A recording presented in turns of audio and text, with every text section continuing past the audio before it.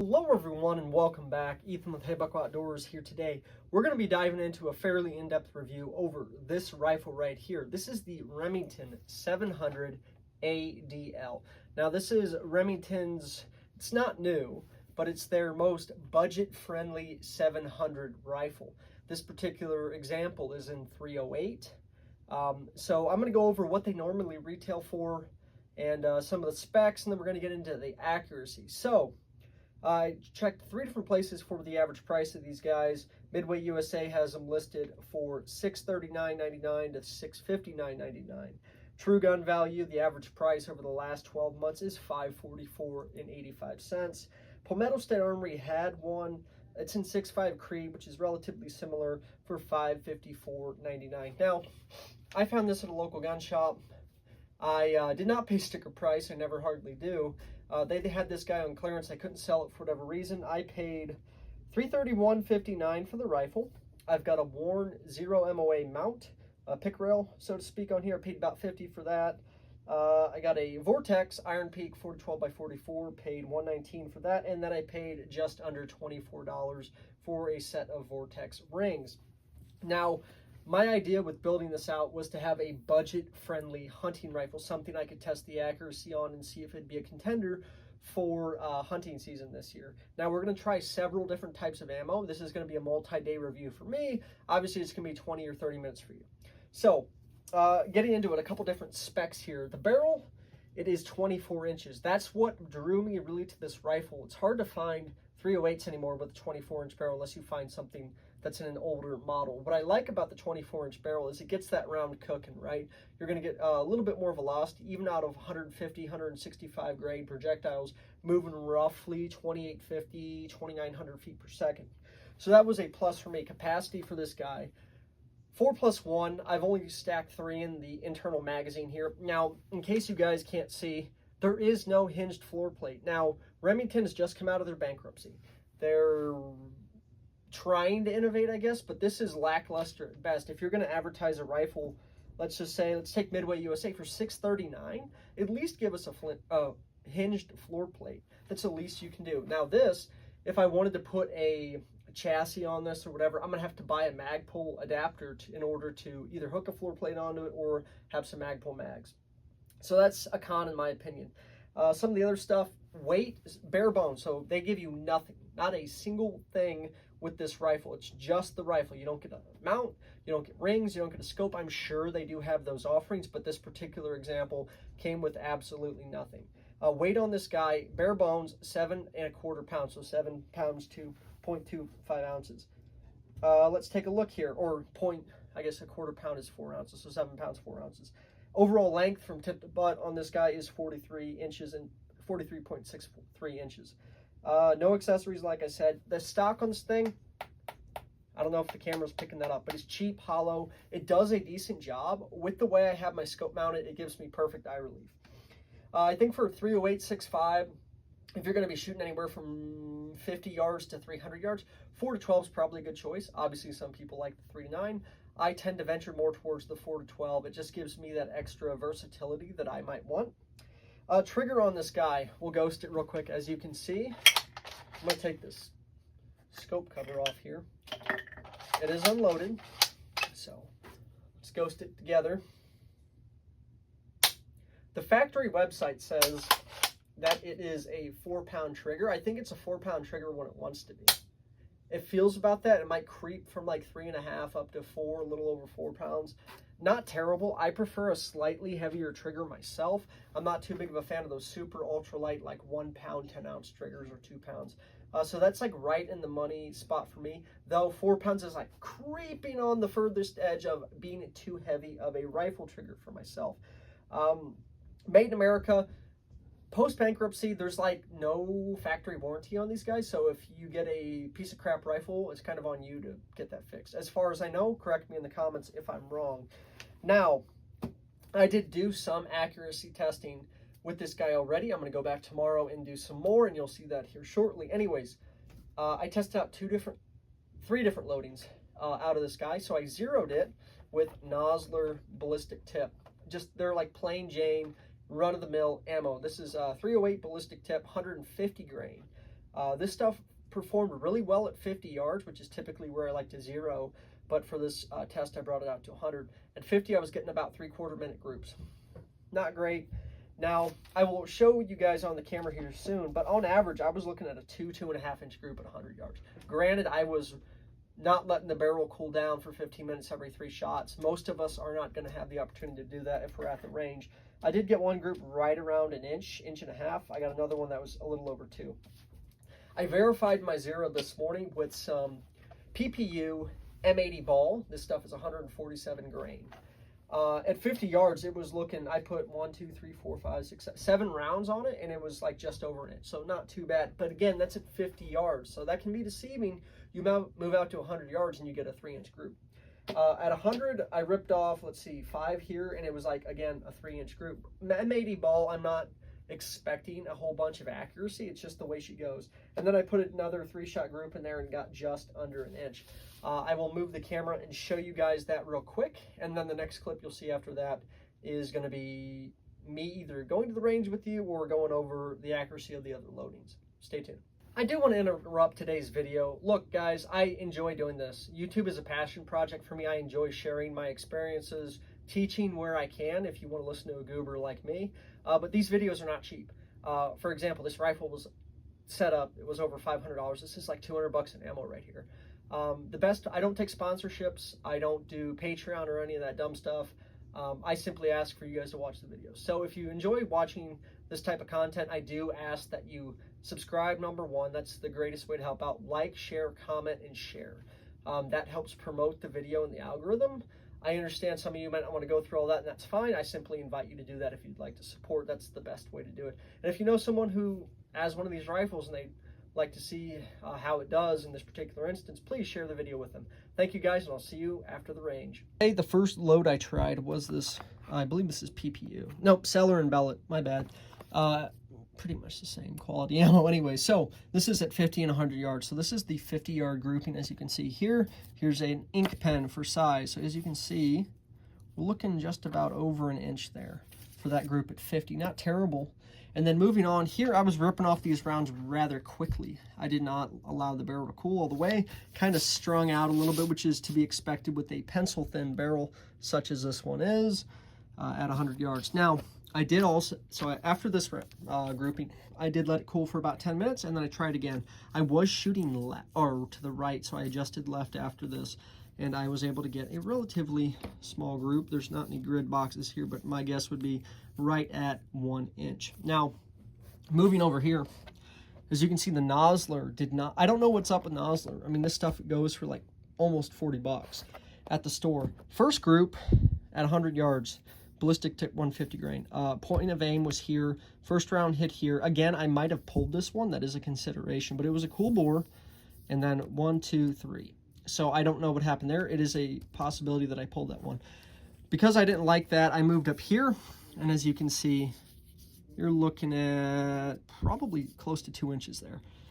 Could be me, could be the rifle, or just the barrel being warm. Now, the third loading that I tried was Hornady American Whitetail, 165 grain, and I put 5 of them right here. I kind of overcorrected to the left, so I kind of tried to adjust my hold just a hair. As you can see, stack 3 right here. If I just stopped at 3, man, we would have no problems whatsoever, and I would stick with that for deer hunting. But it opened up just a little bit here. My guess is that this is probably close to 2 inches, as you can see. So not horrific accuracy, but it's not great. If you're going to hunt 100 yards and in with this Hornady American Whitetail out of this rifle, I would say go for it. It seems to be reasonably accurate. I'm going to go over the other 3 loadings that we're going to try, and then we'll get to it. So these are the 2 loadings plus the American Whitetail, which I don't have the box for, that we tried already. Next on the docket, we're going to try Sig Sauer Marksman Hunter. I've heard good things about this ammunition. It's using Sierra Game King, and it is shooting 165 grain pills. Next, Nosler has this Whitetail Country. See if we can get any better results out of this compared to the ballistic tip. This one is also 165 grain. And then last but not least for this review, we are going to try Federal Fusion. This is not the tipped version. This is their 150 grain. Now, my reason for picking this ammo. I'm not using like, so again, my reasoning for picking these particular loadings that you're seeing in front of you, for me, I'm not going to go out and shoot PRS, precision rifle shooting, with this rifle. This is going to be strictly a lightweight whitetail deer hunting rifle for me. So it would make sense for me in my situation to use hunting loads. Obviously, this Nosler right here, not too impressed with it. Hornet the American Whitetail, I might pick up another box of and try at a later date, because that seemed to do the best in 100 yards so far. I am curious because I like the Sierra Game King bullet. I'm curious to see how the SIG does out of this rifle, and I'm going to do my best tomorrow to let the barrel cool down at least 5 to 10 minutes between each grouping. That's not always possible at the range I go. They've got like a ceasefire sequence. You got to go down range, change your target, all that, yada, yada, yada. Anyways, but I'm most excited for this one. I've used Federal Fusion in a different rifle, different caliber before, and I liked it. So I'm curious to see how that performs out of this. And then Nosler's, what is this? Nosler Whitetail Country. That is a newer loading for Nosler. So I'm curious to see if it's going to have similar results to the Partitions. I've never shot Partitions, but I've heard it might be similar. Bonded bullet, all that good stuff. But anyways, that's the gist so far. I'm going to head back to the range. Tomorrow, you guys will see it in like 30 seconds. But once I get the accuracy off of those extra 3 loadings, I'll come back with you and we'll discuss.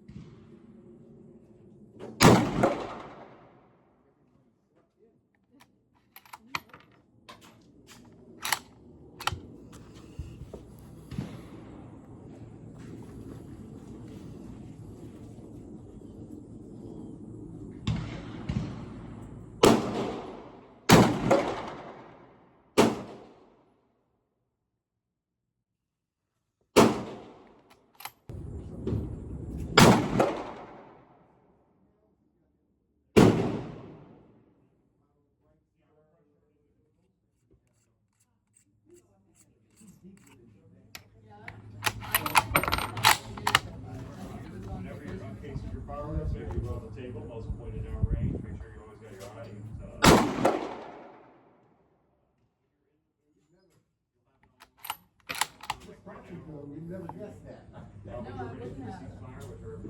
Just keep your.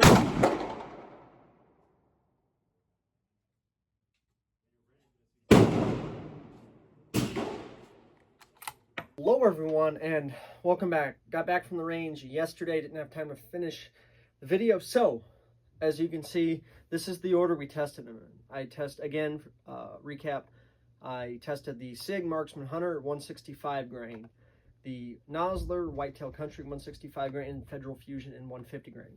One caveat to this that I probably should have considered, I zeroed this rifle for 150 grain projectiles. So, given that 3 of the 5 or 6 loadings we've tested were 165 grain, it's for whatever reason, it's causing my impacts to be much higher than I'd like them. I'm going to go back after this and I'm going to re-zero 465 grain projectiles, because good news, I found a loading that I like. So I'm going to go over what I saw, then I'll show you the targets themselves and be straight up with you, because there is one of these loadings that has just got, one of the groupings is god awful and the other one is like beyond perfect. So let's get into it. Again, tested 3 different types of ammo. The SIG, I was able to get away with just doing a 3-shot group, and it was right around 1 MOA. I'll show you guys the target in a second. Nosler, first group was all over the place. I was constrained on time. I had to go to an appointment right after this, so that could have been it. I could have been jerking the trigger, but the first group, like literally when I say 4 MOA at 100 yards, like it could have been me. I don't want to make excuses for the rifle, but I think I could have done better. I did do a second group. I only brought 8 rounds of the Nosler. I don't know why. I should have brought with me the full boxes. I didn't. I brought 8 rounds of each. So first group was 6 shots with that.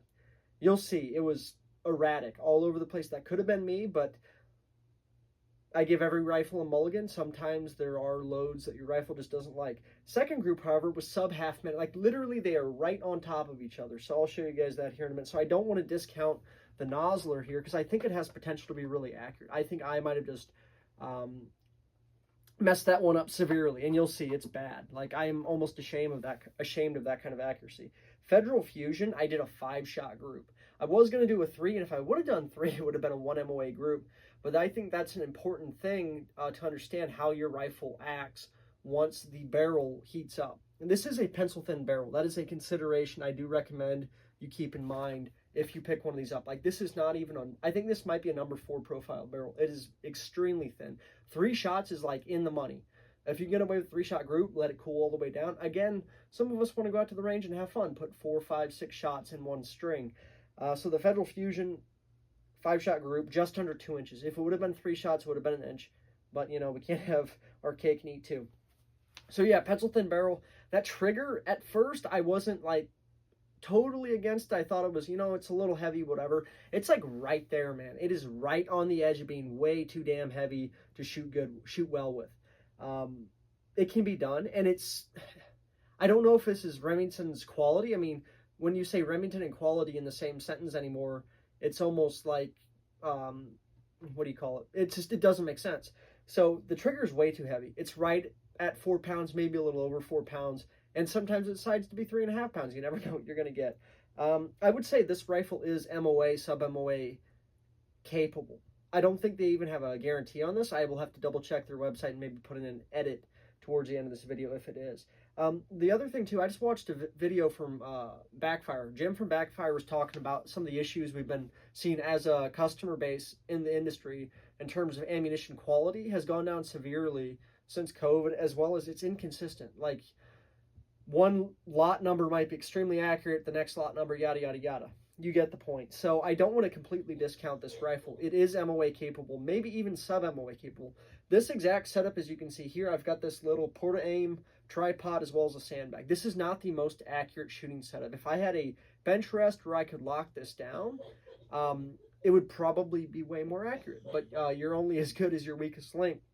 Now, if I'm going to be in a hunting scenario, I may not even have this. I will have probably a rest of some kind, but it might not even be as nice as this. So understanding and learning how to shoot your rifle in somewhat adverse conditions is important if you're going to be taking that rifle afield and hunting with it.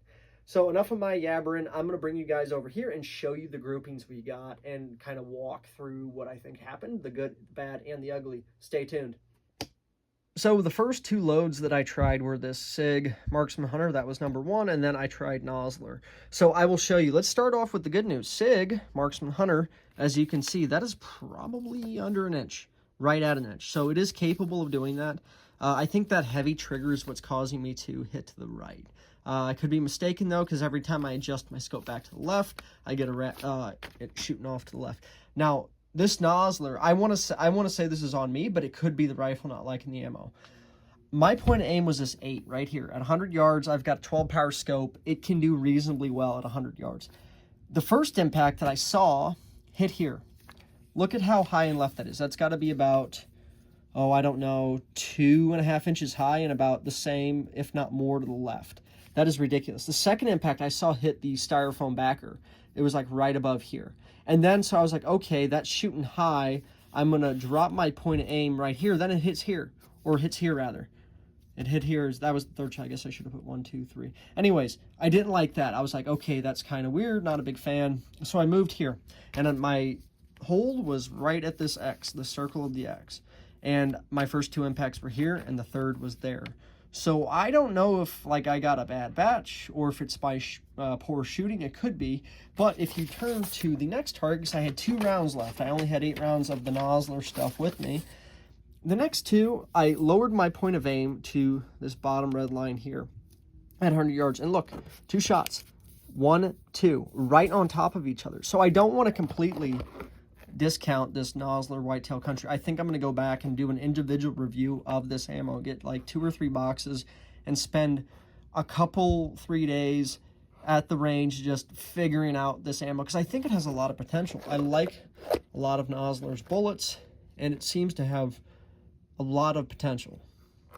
Anyways, enough of that. So, moving on to the last group, that was with the Federal 150 grain Fusion. I'm partial to the 150s myself. I know with a longer barrel such as this one is, you can get away with the 165s, 180s, whatever. This is the group we got. First three were these. And then I think, honestly, once that barrel starts to heat up, I'll show you. Once that barrel starts to heat up, and I'm resting it right here, you've got, it's not free-floated at all. So I think maybe the pressure is causing the impacts to jump up. That's my hypothesis. Let me know what you think in the comments below. But yeah, as you can see, 1, 2, 3, 4, 5. So that's probably outside edge to outside edge, probably 2 inches. Not great, but it would kill a deer at 100 yards. I am satisfied with that. I think it could do better if I put more than 5 rounds on target. But again, I was crunched for time, so I had to knock this out for you guys. Hello everyone, quick update for you guys. So I did the initial accuracy testing last weekend. I decided to go back to the range today. Today's date is 9/26. You'll probably be seeing this video at a later date. Anyways, did 75 and 100 yard shots with 2 of the loads we went over, the Nosler Whitetail Country as well as the Sig Marksman Hunter. So let's go over the updated results. So at 75 yards, Nosler did pretty good. And then at 75 yards, Sig did equally as well, probably a little bit tighter of a group. I had to adjust the 0 after this once I got to 100. Anyways, 100 Sig, Marksman Hunter, right about an inch group, 165 grain on both of these guys. And then I had a few extra rounds of the Nosler, 5 to be exact. So I decided to see what happened. Again, point of aim was here. And probably about a 2-inch group, which is far better than we were seeing. Again, these were both cold bore here, but so I did these 3 first, and then I came over to this target. So these were warm bore, so do keep that in mind with that pencil thin barrel. But just kind of wanted to redeem the Nosler because I know they are more accurate than 4 or 5 MOA at 100 yards. Thank you guys, and take care.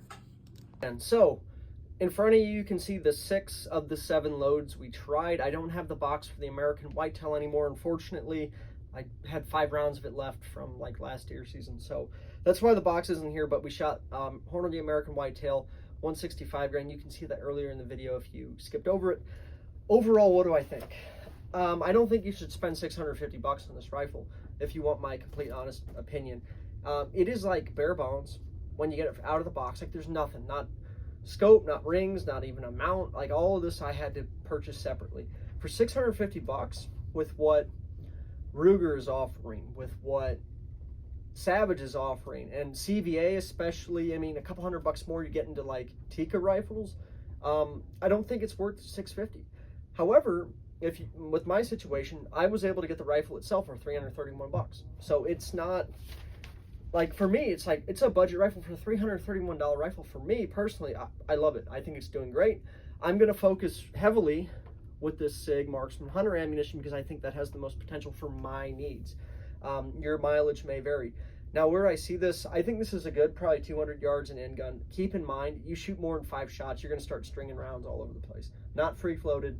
The extra barrel length is great. You get that added velocity.